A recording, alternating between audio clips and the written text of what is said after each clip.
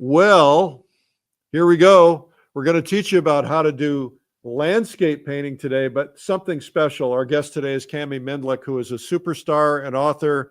Kami, what are you going to teach us today? Hi, Eric. I'm going to teach you guys my simplification for painting the landscape. So, landscape painting is hard, right? Landscape painting is really challenging and it can be really overwhelming. And I have an approach to make it easier. Easier. Easier. Yeah. Let's say easier. Easier. Well, I think I'm very curious about this approach because I use an approach that I would be totally hung up on details. Mm-hmm. And then somebody taught me this approach and it changed everything for me. Oh. I'll be curious. I'm not even going to talk about my approach. I'm curious to learn about yours because I think there's probably a lot of similarity.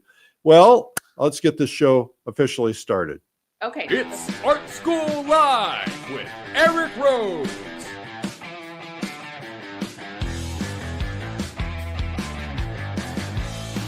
Now, here's your host, Eric Rhoads.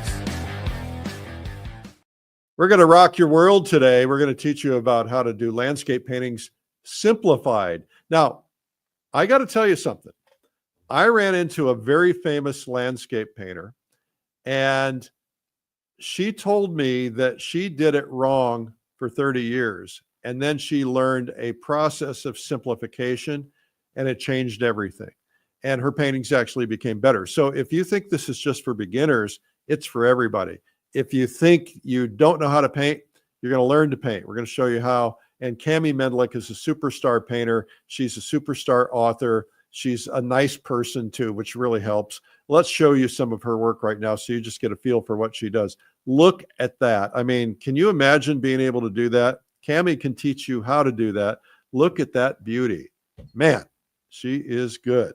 So let's learn how to do it. Now let's turn it over to Kami Mendlik. Hi, everybody. It's nice to be here, and I hope you're in a good place with your cup of coffee.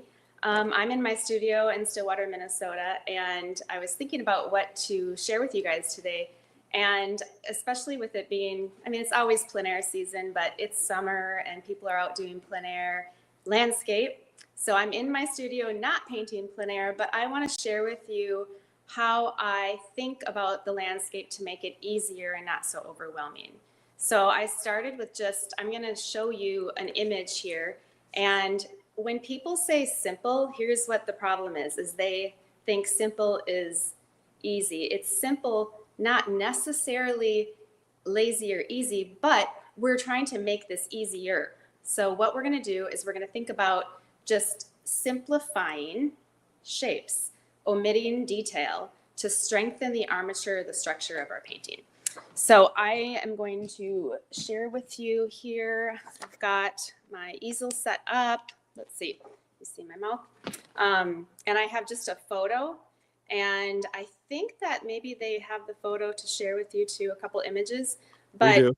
Okay, so I'm just, So let's leave this up here for a minute. So this is a scene that it might look just very cartoonish or very simplified, but this is the way that we need to look at the landscape in order to organize all the chaos out there. So this is, I call it a strategy, and it really makes sense, and it makes painting outside or inside anywhere easier. So what we're going to do is we're going to think about, I'm going to walk you through this today on my canvas, but just giving you a little rundown here first of just how I've trained myself and I've trained my students to see the world as an abstract. But abstract doesn't mean lazy. It means abstracting from, like Georgia O'Keeffe said, I'm not making this up, I'm pulling from. So abstraction really comes from the word of pulling from. So to me, that's truth. So here we have a scene of a river that I did a plein air study, and I took the painting and I took it into my iPad and I colored it in just to kind of show you how I'm seeing and thinking. So this helps us to organize all the chaos out there. So now if we can show the photo of the picture, let's see. Well, I have this one in case, there we go. So you see this, and we get outside, and there's just 𝗃𝗃, 𝗃𝗃 leaves and branches. Did you say 𝗃𝗃? 𝗃𝗃 trillion. Yeah, okay. All right, good. Yeah, a lot. Hanging around my nieces lately. So there's just so much out there, right? And we can't put it all in, but we want to. But we need to train ourselves to see simplified. So maybe if we flip back to that other image again. Okay, so this is of my painting, which I orchestrated somewhat. And you can just see I have a strategy for this. So where it says B and R, B represents blue and red, so that's purple. And then the sky is Y and R, and that represents yellow and red, and that's orange-ish, we'll just say. And the B and Y on the right, that's B and Y means green, and Y and B means green as well, but whatever is the first letter code is the predominant in my mixture. Okay, so that's a key too for making greens. In the water, again, it's more of a mid-tone, and then we have the reflection of the sky, which is reflecting the orange. So just to kind of give you a little visual of what I'm going to be doing here. So now I am going to get set up, and I have a big blob of paint on my tripod, I guess. Let me see. I was out painting this morning, actually. Hold on. I'm getting there. Is that good? Yeah, it's looking good. Okay. All right. So just to kind of really set this in stone here, I'm going to just write a Y, R, and a B up in the top, because that helps me and it helps my students to really think about, oh yeah, this is all coming out of the primary colors of yellow, red, and blue. And everything in nature is tertiary. So tertiary is all three primaries. So tertiary is 3. So when I'm thinking about what I'm seeing out there, I'm going to, in the beginning, omit the tertiary and think of the secondary, which is 2 of the primaries. So when you put 2 primaries, this sounds very, very elementary, and it is, but it's the Hey, Kami. Yes? I think what we're going to do here is let's pull up a color wheel and just explain the color wheel to people, because you're using some terms people might not understand in terms of primary and tertiary. Okay, so here's a color wheel. Can you see it? Yep, I can see it. So I'll start with, you see the primary of yellow, the primary of red, and the primary of blue. So those primary means 1. Okay, so that's a primary limited palette, some people call it. Now, a secondary is when you take the yellow and the red together and you get, this is showing an array of orange. So yellow and red. So orange is a secondary. It's adding 2 primaries together. All right. It's very, very awesome to think this way. Yellow and blue, that's a primary. 2 primaries together makes a secondary, which is green. Look, it even says secondary. Awesome. And then red and blue together makes a secondary, which is purple.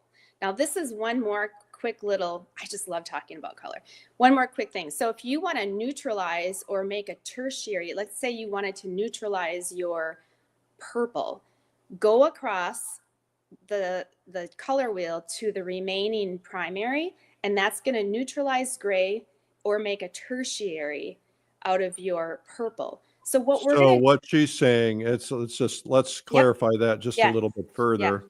So if you have a yellow and it's just too yellow and you want to gray it down a little bit so it doesn't feel so in your face, you take a touch of purple into that yellow, just a touch, and that will kind of make it so it's not so chromatic. Chromatic, yeah, exactly. Yep. So these are really basic, simple, easy, elementary, foundational steps for making a beautiful painting. And I really, really, every day when I go out painting, I think like this, because if we allow ourselves to get too confused with all the detail, we forget about the foundation, and it's easier than we make it. So that's why I'm here today, is to show you guys that this isn't, anyone can do this. I really, you're a great teacher. This is a good day to be here. All right, so here I have a canvas or linen. I'm going to mark my halfway marks here, halfway up and halfway down. This is a square, and that's so that I don't have any major lines right in the middle. it just helps me to kind of remember not to do that. So I am using transparent earth red only to draw so you guys can see. I don't use that in my color. So the first thing I'm going to do, you saw the image. Yep. Oh, you've got it in the corner. That's great. So I've got it up on my screen to the right. So we have a question from Ellen in the audience who says, why is yellow on the cool side? Well, yellow actually prismatically is the warmest. And then as you gradate away, I don't know that it is on the cool side. It's not. Okay, let's pull up that color wheel again and see why it says that. It shouldn't be. Okay, so well, yeah, it's saying it's getting cooler as you move away. It's getting warmer as you move towards yellow. See that arrow? Right. Yep. Okay, so that's not saying these are the warm colors, these are the cool colors. Correct. Yeah, that makes sense. Okay. It's getting warmer, getting cooler. It's teaching relativity, temperature relativity. Yeah. So good question. I mean, that's a little confusing, but yeah, it's not. So good deal. All right, so I'm just starting to get these shapes in, these simplified shapes, and I think this is going to go right about here. Maybe like there, maybe. And so when I'm getting, okay, so I'm kind of half thinking and drawing and all this stuff at the same time.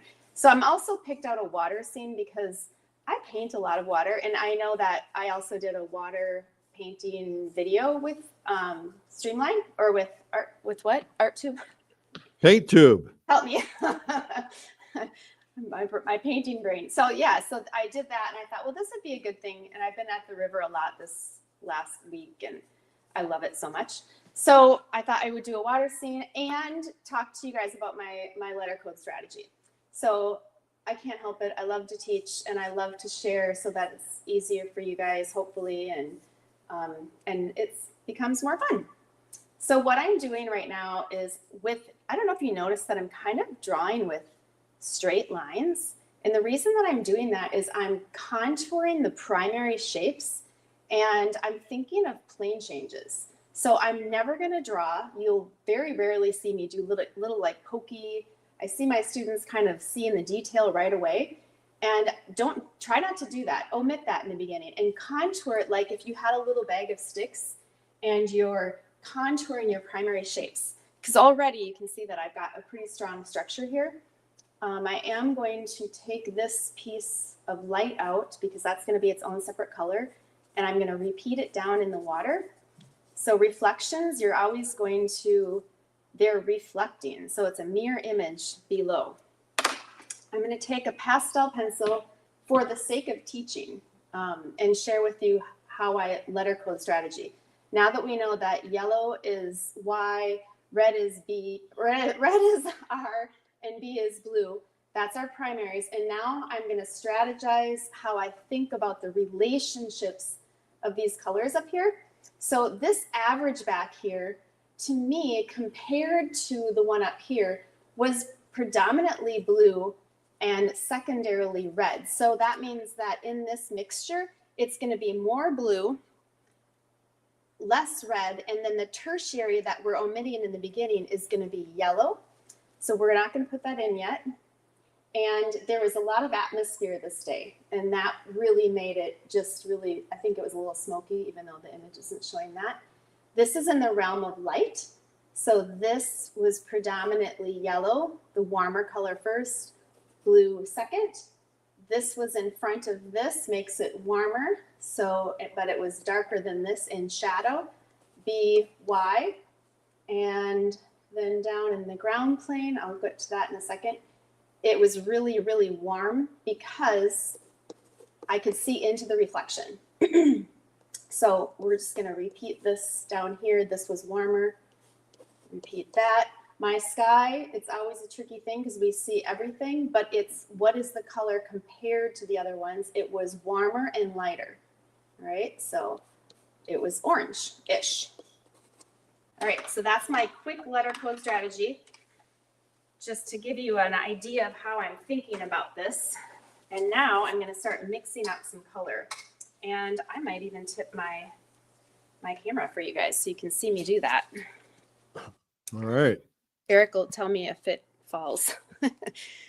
So this is my 𝗟𝗶𝗺𝗽.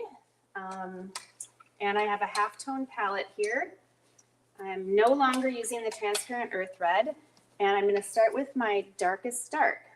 I've got, oops, shoot, I knew that I was going to do that. Darn thing. Let's see. Darn thing. Darn thing. Well, technology and art, it's kind of a oxymoron a little bit sometimes. All right, so predominantly blue, and I'm going to start mixing a nice big mother pool. And the reason I'm only doing blue and white in the beginning is I want to get close to the value that I think this is. And I am using my halftone palette that you can barely see. And when you have a mid-range, when you're painting a sunny day, your lights are going to be lighter than halftone.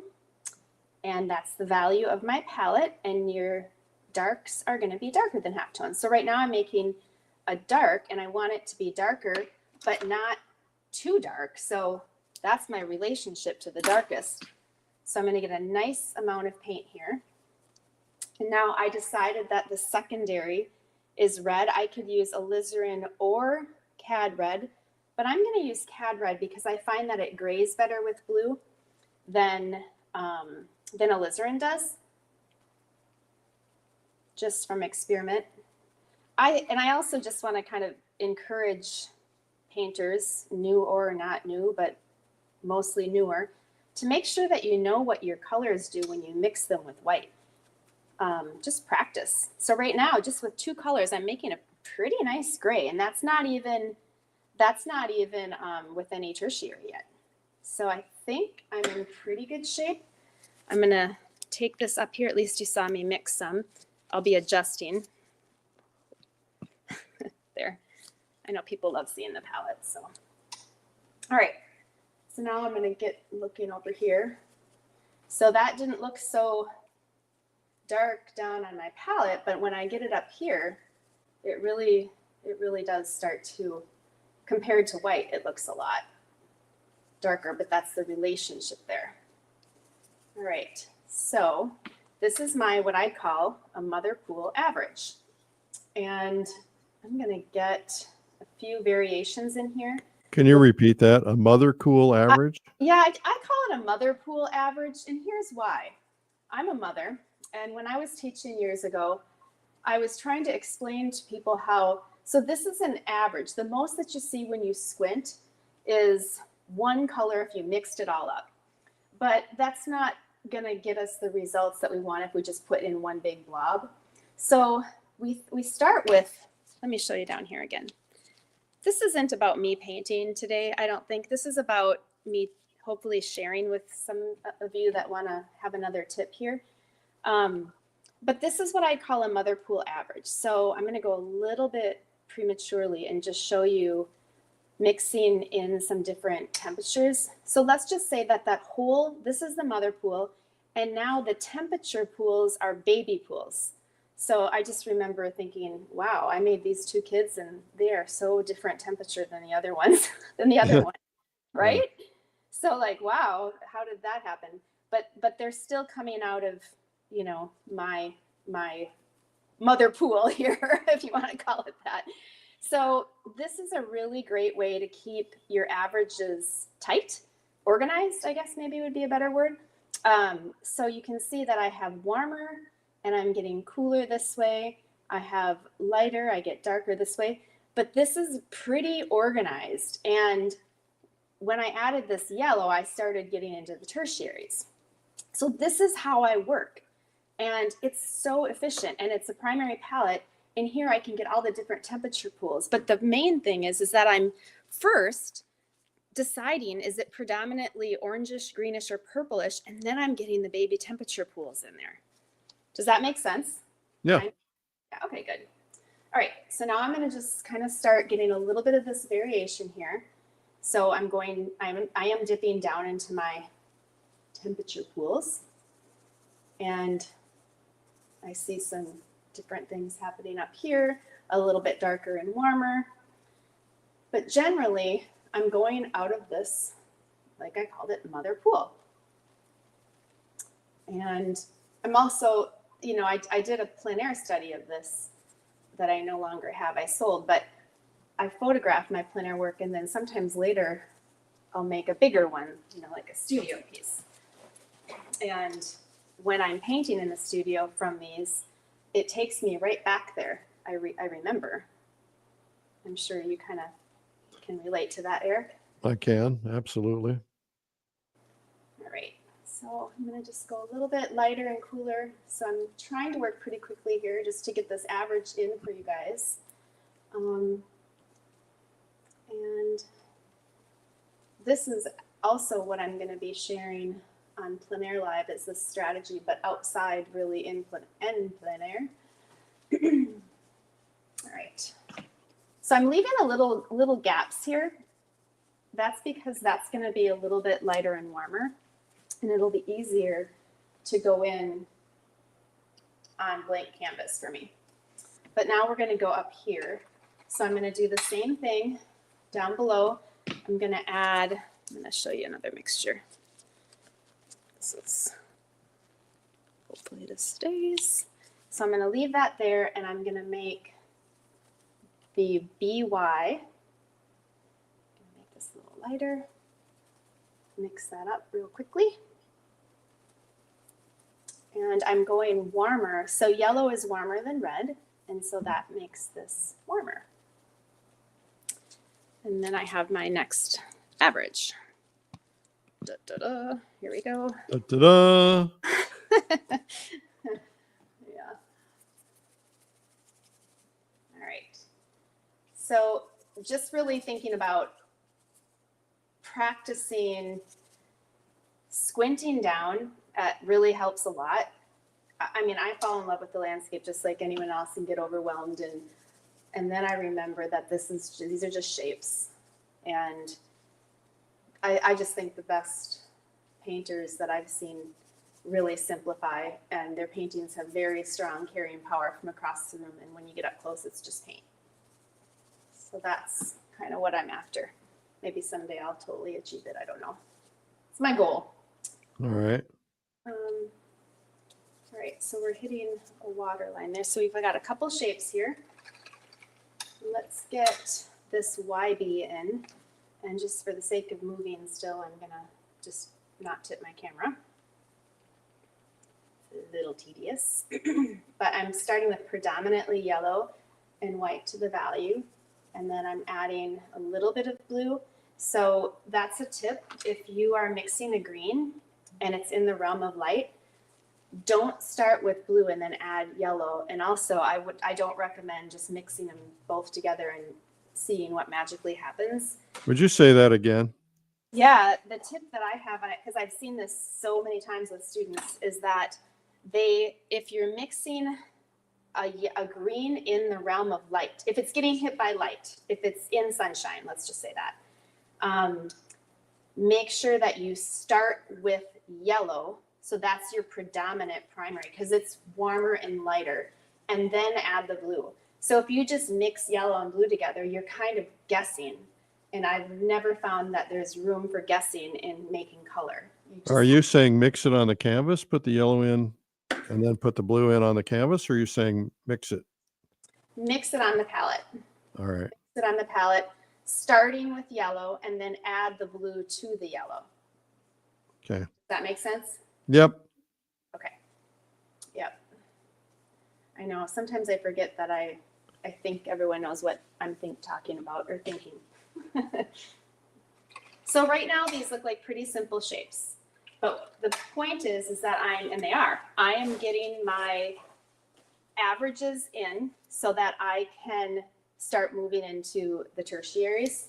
I'm going to go down to the water here, and it's predominantly yellow.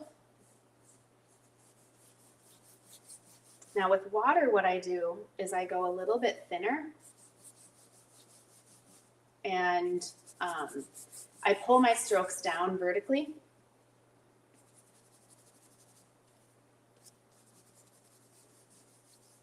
Because water, these are reflections. So if it's a reflection, I recommend pulling your strokes down vertically. And I'm not using I'm actually not using any white in this mixture yet. So the strategy that I'm talking about is really what's going on in my head. It's not necessarily how I always paint, but these are, you know, if you were studying with me, you'd be doing these exercises to practice. And then eventually we get so good at it that we just paint, and we don't have to think about, you know, these properties as much. So I'm going to now start pulling down this reflection. And I'm using, I am using tertiary in this, I will say.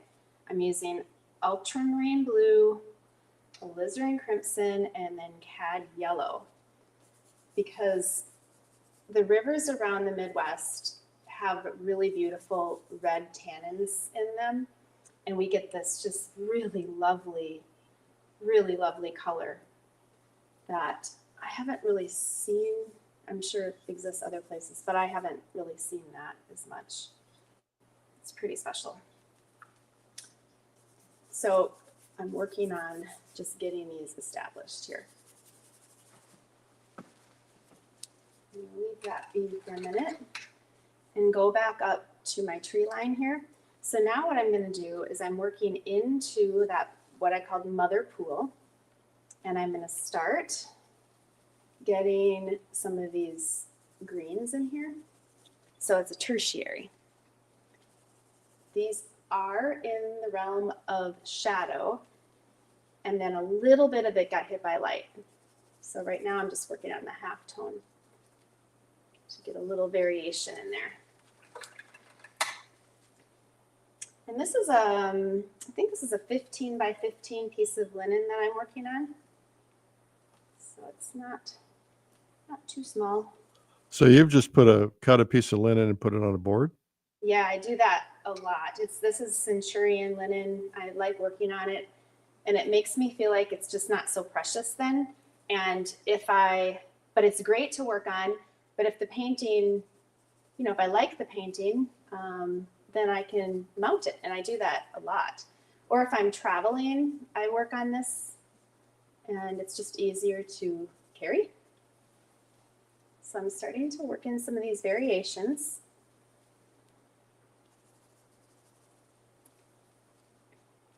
I'm taking a group to Italy this fall. Nice. We're going to be painting on a lot of linen. Sounds like fun. When are you going? September 18th for a couple weeks. Okay, good. Yeah. I'm taking a group to Switzerland. Maybe I'll see you over there.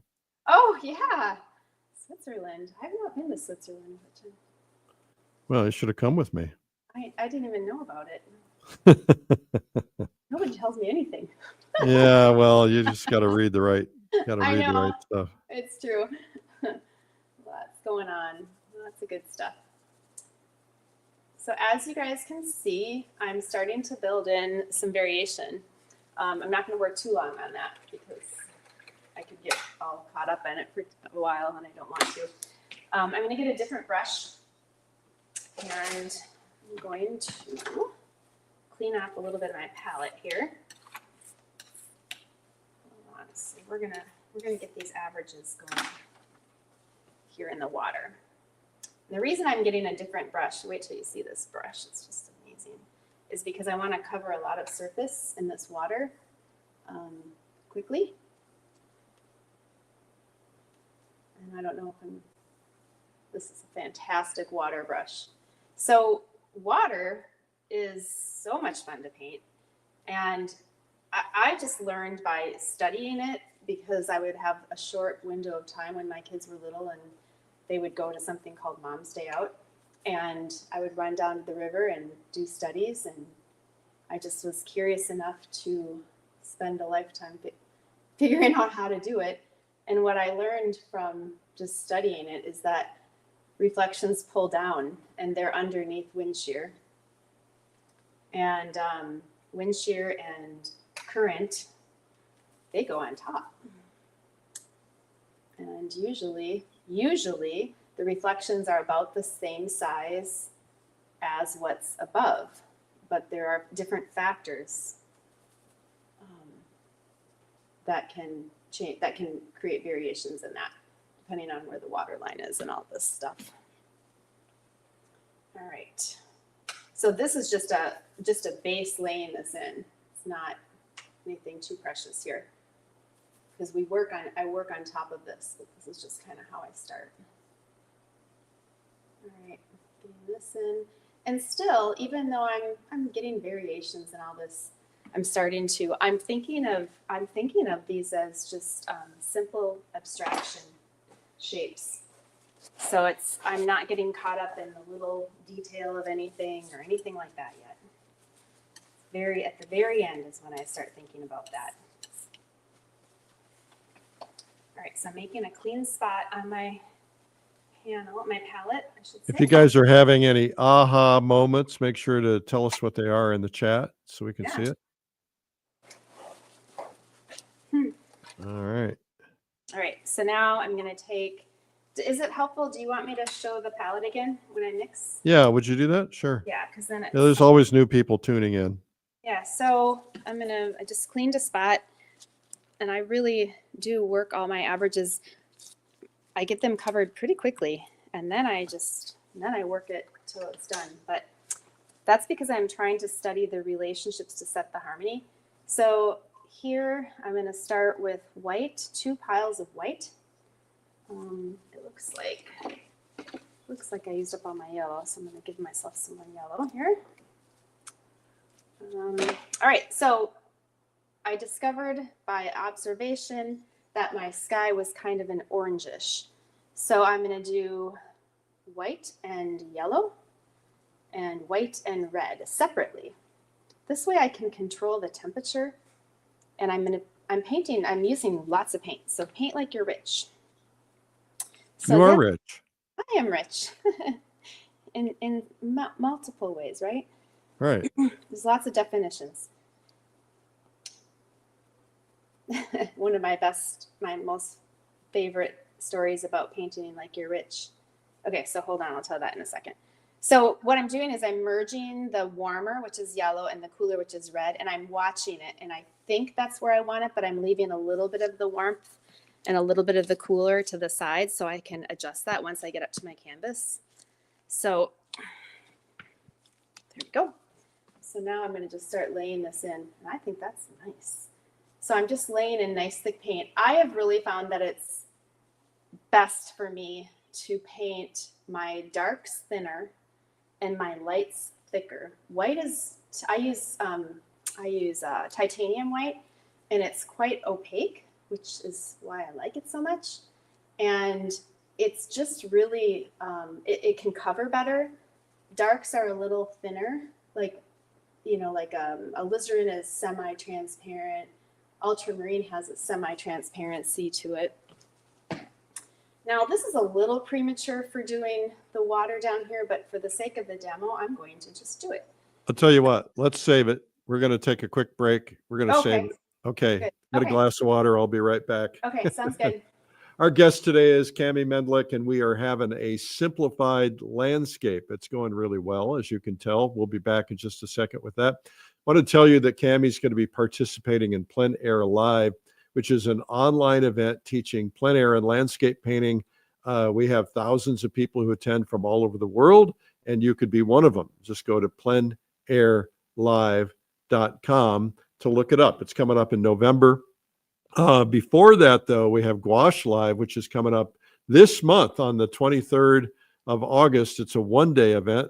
The other event is 4 days. So this is a one-day teaching gouache with some of the best gouache painters in the world, because gouache is hot. So you want to come to that too. It's called gouachelive.com.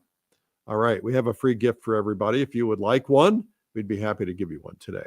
It's 97 Incredible Art Secrets from the World's Finest Artists. It's a video. You can get instant streaming, or if you want to pay for the shipping on the DVD, you get the DVD. That's up to you. Just go to 97artsecrets.com/ASL for Art School Live. And of course, we would love it if you guys would subscribe to this program. We wouldn't be here without you, and your subscriptions help. Just go to YouTube, look up Art School Live, and hit subscribe. Now, you might be watching on another platform. We're on many, many, many platforms. And ultimately, we're glad you're watching wherever you are. But if you want to come and subscribe, go to YouTube. That would be really helpful. Okay, back to Kami. Okay. All right. So I'm going to start working in a little bit of variations. So Now that's a little darker, it looks like. Yeah. So what happens is it's very interesting. I've always found that when you're looking down on the water, it's even a plane. It's like the water is a flat plane. Okay. So this might be a little deep for this, but water is level. And so if you're down on top of it, you can kind of see into the color of the water a little bit. So the light of the sky will reflect just a little bit darker. So we're going to start a little bit darker here, and then we're going to kind of make it thin as we go up. And then we're going to take the color of the sky, which I made a little bit more saturated. Oops, I didn't make enough. Paint like I'm rich, and then I forget to be rich. Let's see. Hold on. I'm making more color really super fast. All right, so then I'm going to work this in just like so. It's kind of like when you paint the sky and there's gradation on the top of the sky and it moves down, to warmer depending on the time of day, but it gets lighter and warmer as it goes down on a blue sky day, darker and cooler as it goes up. So we're kind of mimicking that idea in reverse. So that's what water reflections really are doing. It's just reversing everything that it's mirroring. There's a mirror of it on top. So this, I'm not going to quite go all the way here, but start getting that shape in there. And truly, that's probably a little bit premature to put that in, but I just want to show you guys as much as I can here. And what I mean by premature is I would be building up these, shapes a little slower, but I really love to teach and I really want to. And you're so good at it. Well, thank you. I really love it. I mean, I think it's, I don't know, it doesn't have to be so hard is what I like about it. And doesn't it feel good to help people and to see them become their best selves? I like Absolutely. that. Yeah, that's what you're doing. I mean, really. So it's pretty cool. All right, so I'm putting some notes of red. I'm just starting to kind of build this painting up a little bit. So what I found is when I'm outside and I'm observing any kind of landscape, the base, let's say the foot, the bottom of the tree line is usually a little bit darker and warmer. So I'm adding more red and I'm gonna just kind of gradate. And so gradate is a delicate degree of difference as it moves up into another color. So I'm gradating this just a little bit. Again, working into my mother pool. And these are just tips that I was thinking, I'm gonna Darker and warmer at the bottom and gradiating up. Yeah, and I think if we think about it practically, not as much light is getting in there, and you don't have as much contrast to like the sky where that would create a warm against cool. So it really actually makes a lot of sense. And I'm the kind of person that I like to know why, how, and what. Like it helps me to remember things. So when I'm teaching, I'm always trying to explain to people what they're seeing, why they're seeing it, and then how to problem solve it, and I think that's what painting really is all about, is observation and problem solving and driven by maybe curiosity, and frustration is just no fun. Okay, so now I'm going to just keep working into some of these variations here now. I've even took a different brush. How am I doing on time? You are doing okay. Okay. I have this idea like, oh, I could finish a painting in 45 minutes, but Pretty hard. Probably not. I was teaching yesterday, first time teaching on this show. My camera kept going out every other minute. It was very frustrating. You would think I would know how to do this by now. Yeah, it's a totally, yeah, a different thing. How did it go besides your camera going out? Badly. It did? Sorry. Well, you know, when you have to stop every 2 minutes and try to figure out how to fix your camera, it's kind of hard to concentrate on painting. Well, and it's such a different thing too, even just, you can't do everything in the short amount of time that you have. And when your camera's going out, that's just a whole nother frustration. Carl is asking, how do you keep your detail work from overpowering your abstract work? I decide to omit. I select what to put in. Yeah, I think, to be honest, I think what I've kind of done over the years, because I studied classical realism, you know, when I was young, and that's very detailed and very exactly what you see. Did you study with Richard Lack? I didn't. I studied with 𝗟𝗶𝗺𝗁𝗃, who was studied Descendant, yeah, direct. Yeah. He trained her. Exactly. So I'm really, really lucky that way.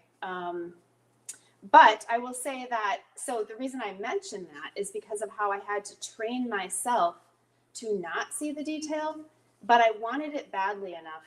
You know, I wanted my paintings to be strong from across the museum, you know, the carrying power across the room. And when I would go to shows, like big shows that I was even in, Easton was one year that I was like, why are some of these paintings so strong across the room?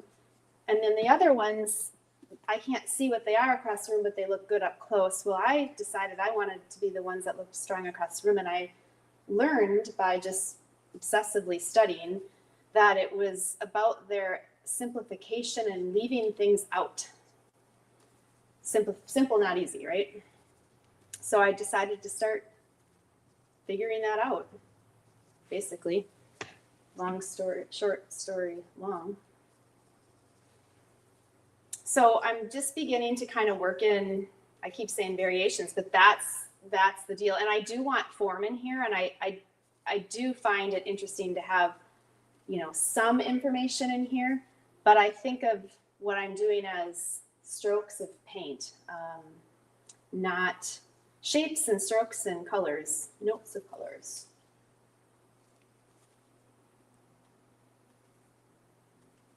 Might see me putting a couple pine trees in pretty soon here. I painted in a canoe a couple of days ago. Ah, I've done that. You have? Oh yeah, I do it all the time. Actually, I have a little electric wooden boat. Oh, It's neat. like a canoe, except it's electric. And I go out and paint in it all the time. And it's really fun till the water skiers go by. Oh, that's not good. Don't they know? Don't they know they should leave me alone? They should. Well, I don't have that problem where I paint because it's a real remote river in the northern woods of Wisconsin, and there's no motorboats. There's not even floating devices allowed on this virgin river. It's really, really kind of special. But yeah, it was, my back hurt the next day, though, I will say, from sitting so long. Worth it, but. Somebody says, Ellen Sinclair says, try painting on a sailboat. Oh, no, thank you. do something. You'd have you got a rope in your hand and a brush, Oh. and you're moving all the time. No, thank you. I was on a sailboat twice, and they scare me. So kudos to you for being a sailor. It was so scary to me. The water was so big on Lake Superior. So guys, I don't have much more to tell you except for I'm working in, I mean, of course I have much more to tell you, but. So how, right now you're adding that light.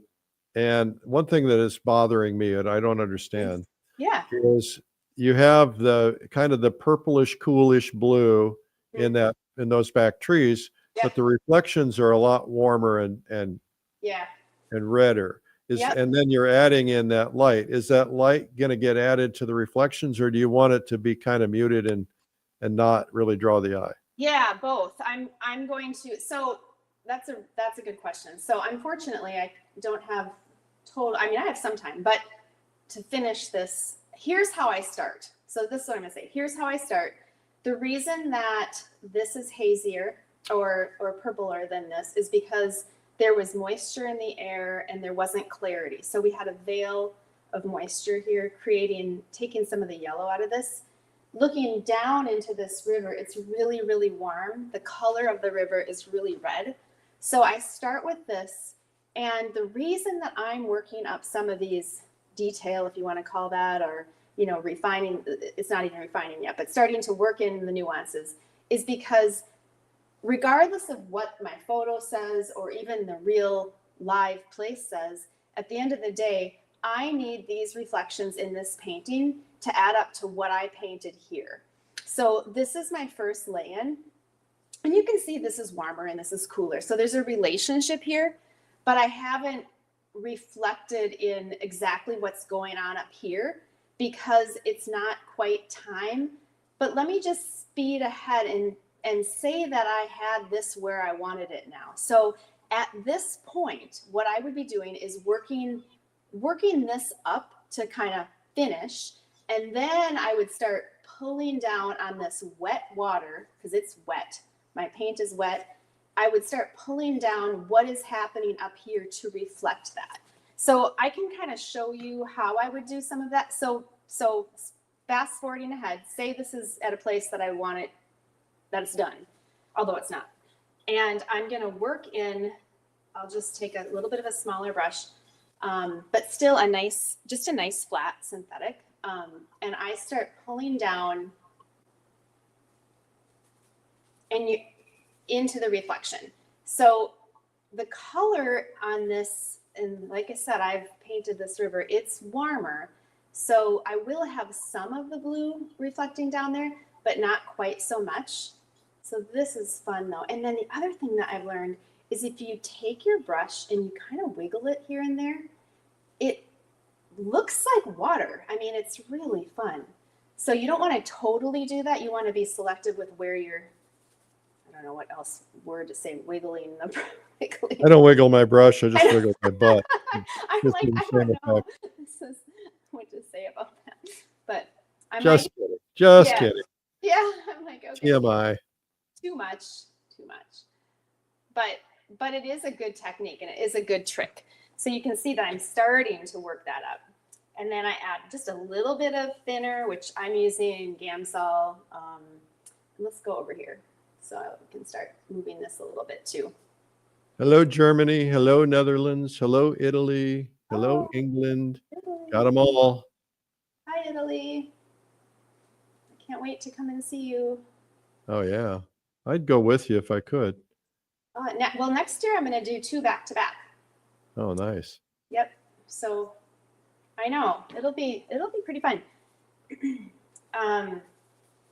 Yeah, we have connections, family over there. So Nice. I've been scouting out the perfect place and I found it. All right. Can you kind of see what I'm after here? Yes, I can. Say that the thing that was bothering Eric with the purple.